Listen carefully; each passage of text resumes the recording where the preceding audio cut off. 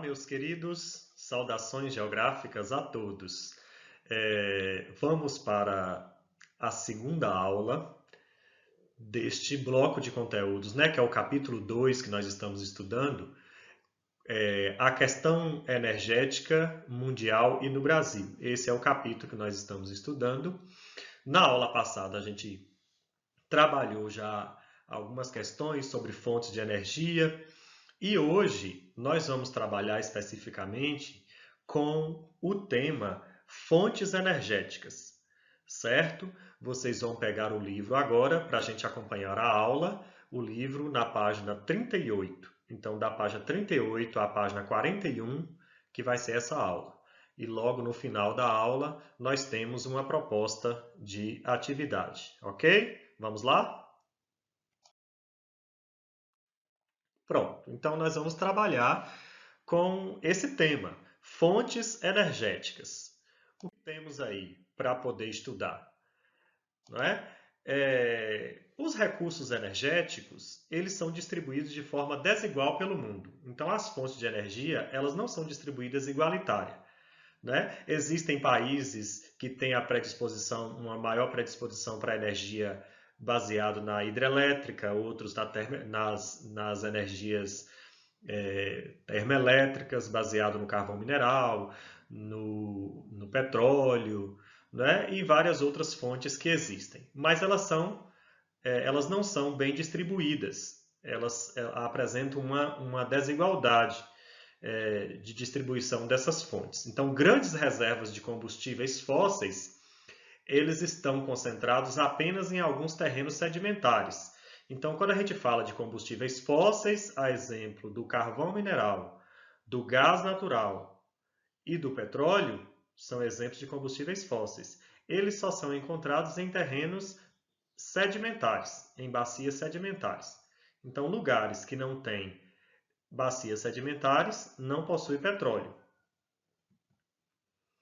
E a eletricidade gerada desses recursos, dessas fontes de energia, né? A eletricidade é um modo de transportar, falando aí grosseiramente, didaticamente, é um modo de transportar energia, é um modo de transporte de energia é a eletricidade. Então, nem sempre os maiores produtores são também os maiores consumidores de energia. Muitas vezes existem regiões que são ricas em petróleo, mas não são as maiores consumidoras de energia desse petróleo. A exemplo do Oriente Médio, não é? Exemplo também, o Japão, por exemplo, ele consome mais energia e produz apenas 20% da sua necessidade. Então, o Japão é um país altamente desenvolvido, também bastante povoado, não é? E vocês sabem que um país desenvolvido com a indústria avançada, ela gasta mais energia. O Japão, por ser uma pequena ilha, acaba não tendo recursos energéticos suficientes para satisfazer as necessidades daquela ilha. Vamos falar um pouquinho agora sobre a produção e o consumo de carvão. Não é? Mais especificamente sobre o carvão mineral. Então, o carvão ele é formado pela decomposição anaeróbica de restos vegetais que sofreram um lento processo de solidificação nas rochas, viraram fósseis. Então, o carvão mineral, na verdade, são fósseis de plantas, são fósseis de florestas soterradas há milhares de anos atrás. Aí vira o carvão mineral. A matéria orgânica das florestas soterradas formou um depósito chamado de turfa. Esse primeiro depósito incipiente de floresta soterrada chamado de turfa, e que originaram as jazidas de carvão, onde são encontrados o carvão mineral. A turfa, ela transforma-se em lignito, então um carvão mais amadurecido, um carvão mais bem formado, é chamado de lignito. O lignito, por sua vez, ele transforma-se em hulha. Essa hulha, ela apresenta um teor de carbono mais elevado, por isso a capacidade calórica dela é bem maior. Então, as jazidas de hulha são jazidas de carvão mais qualificados que pode existir, que são poucos espaços da Terra que possui.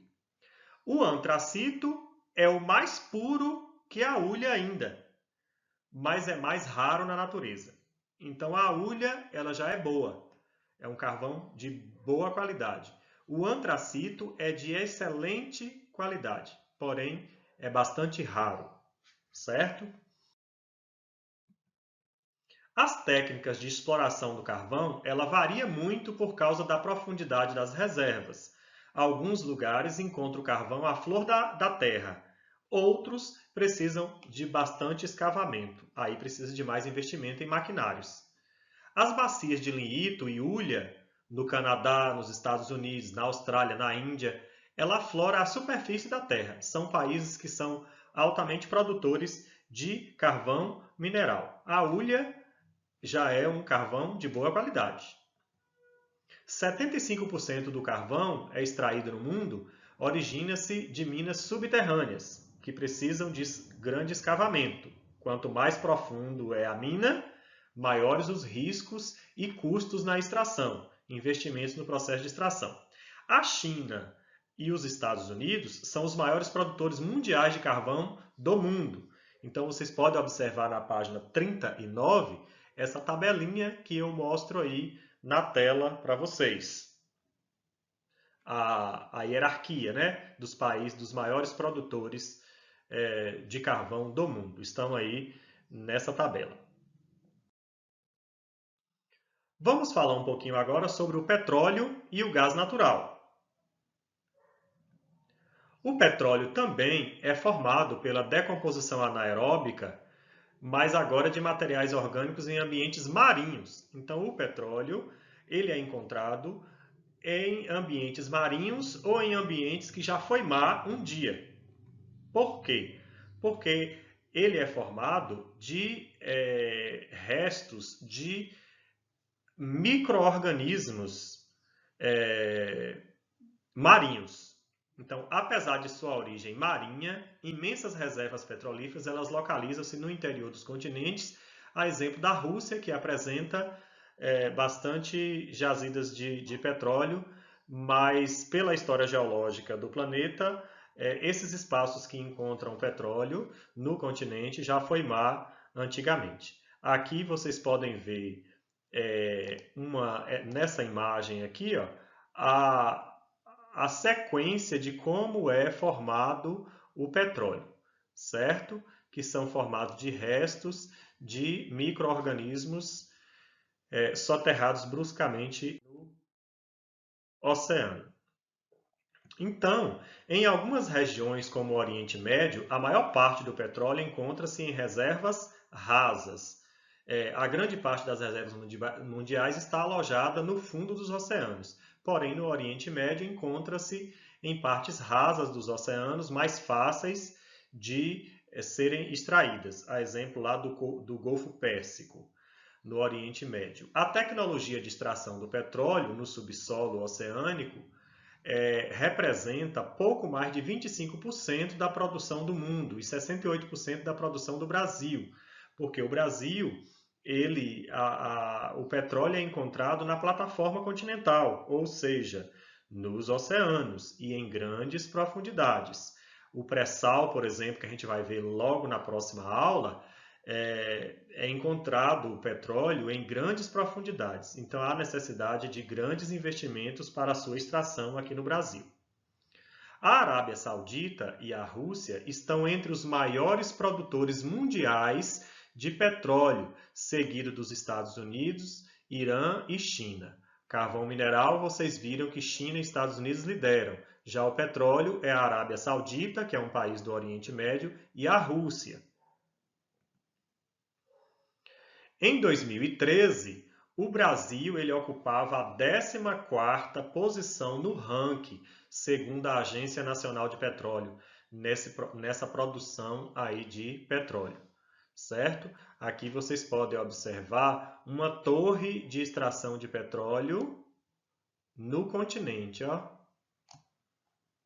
Aqui também um exemplo nessas imagens aqui.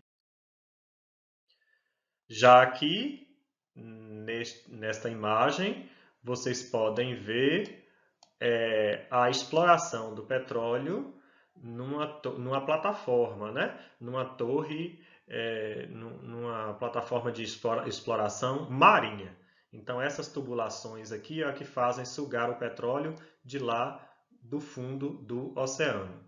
Então, a economia estadunidense é a maior do mundo e está assentada no consumo intensivo de energia. O gás natural também é um hidrocarboneto e ocorre frequentemente na natureza em associação ao petróleo. Então, onde há petróleo, consequentemente, pode haver o gás natural. O gás natural ele é produzido associado ao petróleo. O gás natural, gente, é o gás que a gente utiliza aí refinado, o gás de cozinha, dos botijões. É retirado aí dessa fonte de gás natural.